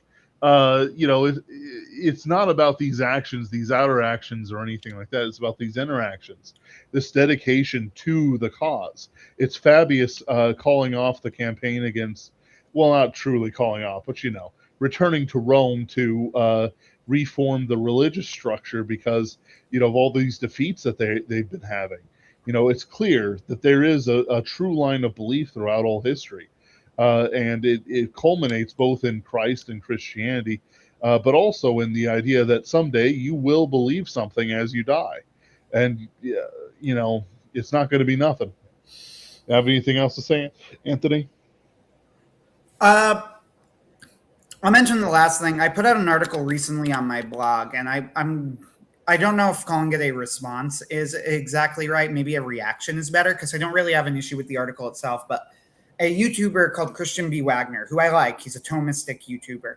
He put out an article on Thomism.com, Few Catholics Will Be Saved. And it's an interesting theory, an interesting thesis, which is that theologically and going by the consensus of the fathers, not only will most people be damned, but most Catholics will be damned, right? Mm-hmm. And this is like the consensus of the fathers points to this. And I said, all right, if it is true, a few thoughts come to mind. So number one is what a failure the church is. You can make use of her sacraments, her liturgy, believe her teachings, die confessed and anointed, and still go to hell. Not sometimes, but often, maybe normally. Is this the best that Christ could have done? And it's like, that's a blasphemous thing to say, right? If this is true, which obviously, I think that there's something too extreme about this position, right? Number two is this would make Christianity an obviously bad idea for most people because, St. Paul talks about running the race. You will probably not run the race. You will probably not succeed. So why go through the effort? Surely a Conan-esque hedonism is a better idea. You'll end up in the same place, but you'll have more fun beforehand, right? It also makes the Greek afterlife more appealing than the Christian afterlife because at least Achilles in his suffering can take pleasure in his son's glory. right? In the Christian afterlife, apparently the vast majority of people don't have any pleasure ever. And he said later in the article, Wagner says, on the part of the hearer, the despair that arises often flows from laxity. If the preacher clearly inculcates the security of the way established by Jesus Christ, there are no grounds for despair. And I said, which cannot be the vital fruit of such a sermon saying about like the fewness of the saved, but only incidental to it. And I'm like, only incidental to it? But you just told me that I am probably one of the evil. He goes through like all these examples of like, you could receive the sacraments, but you might receive them wrong, or you might not be properly disposed. I'm like, there comes a certain point where if you're talking about the majority of people, even the ones who are receiving the sacraments and going to church regularly, right? It's like, what are you even telling me? What is the point? I'm missing something here. And I said, so this is the older and common opinion of the church, but it's not the only opinion of the church. St. Gregory of Nyssa believed in apotheosis, I think it was called. The ultimate, it's like an early and very odd form of universalism. It's really not like modern universalists. It was a little bit more involved than that. But it was like a very early form of universalism. St. Gregory of Nyssa was the big lowercase o Orthodox proponent of it. He was like a Nicene Creed father. He was at the Council of Nicaea. He was on the side of the Nicene Fathers against the Arians. Right, he's a legitimate saint, but he believed in this. Now it's condemned. I don't agree with him. Right. I don't think that he's right that everybody's saved. Nevertheless, to say that it's everybody in the church who believe this, I think is wrong. Right. So it's clearly not true. So in fact, we actually have a poll in early Christianity that kind of goes the other way of apotheosis. Origen also believed this. Now he doesn't even end up being a saint. He's condemned, right? He didn't have the influence that Gregory of Nyssa had at the Council of Nicaea, where they could just, they could successfully say that he's condemned and not like cut off the branch and root, So all of this is to say that you have these two poles. You have in very early Christianity, this apotheosis thing of like everyone will be saved. And then you have for a huge period of church history, like the Massa Damnata. And I'm like, I think that if you're trying to take these two poles and then go like, well, which one of these two is more likely? Maybe that's not the way to go. Maybe we could have hope in a middle ground, and maybe we can not assume that, and maybe we could not assume things and not assume, and maybe it's as someone pointed out on Twitter, it's like, and maybe also we're not in like 6th century France where a preacher preaching this is going to motivate us. Instead, it's going to cause us to despair, right? Like 6th century France, this sort of thing might be enough to motivate people when you're surrounded by the church, right? Everybody's believing you, and it's like, okay, well, the way through is right there. It's right in front of you. But then the discovery of the New World already complicated everything. It raised these massive questions of like, okay, so actually there is a huge portion of the world we just didn't know existed after Christ's resurrection, right? For hundreds and hundreds of years. Now what do we do with them? So I guess this is my way of saying that, like, I think that you have to be, you could be a little bit more optimistic than that. God is good, God is just, God is merciful, as DJ Schreffler said. I amen to that. I agree with it.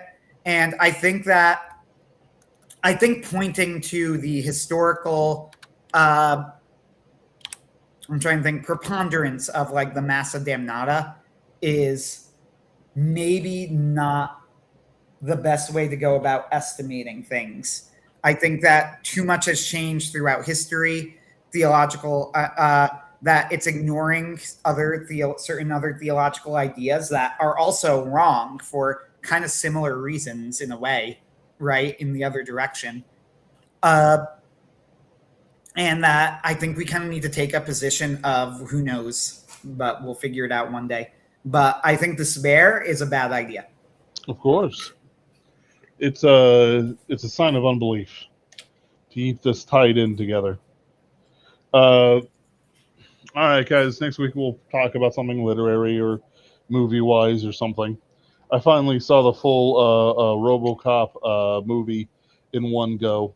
Well, not even one go, in two goes, but uh, it's one of those things where it was always on channel 11, and so it's like it just never. I could never watch the whole thing at once.